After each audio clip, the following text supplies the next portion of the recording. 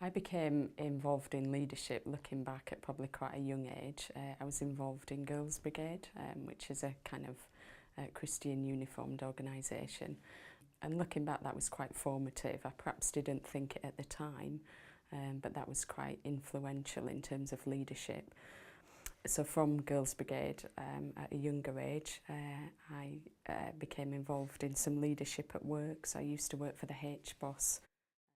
At the time I was going to a Baptist church, and I suppose I felt a call to ministry in some way. It wasn't a big flash of inspiration, but over a number of months and years that developed, and I then became involved in leadership in a local church, and then following on from that became involved in the role that I'm doing now, which is serving the Baptist churches of Yorkshire in encouraging them in mission.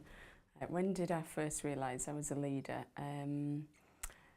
I guess when people started asking me to do things, so they gave me responsibility.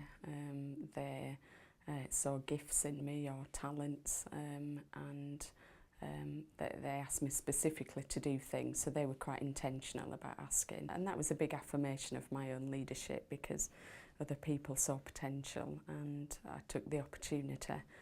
The highs of leadership in my journey have been when things have happened, whatever those things might be. I guess I'm a person who is motivated by seeing results. I guess most people in life want to make a difference. I love working with other people and seeing them grow and develop and their gifts, and that's a really high for me in terms of leadership.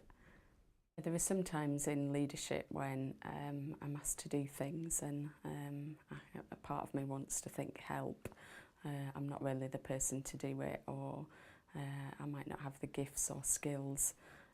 So that can be a challenge sometimes, and I guess for me it's going back to the roots of actually who am I as a person. Resilience in leadership is something that I often think about in this role in particular. It is a tough role, as is most leadership positions.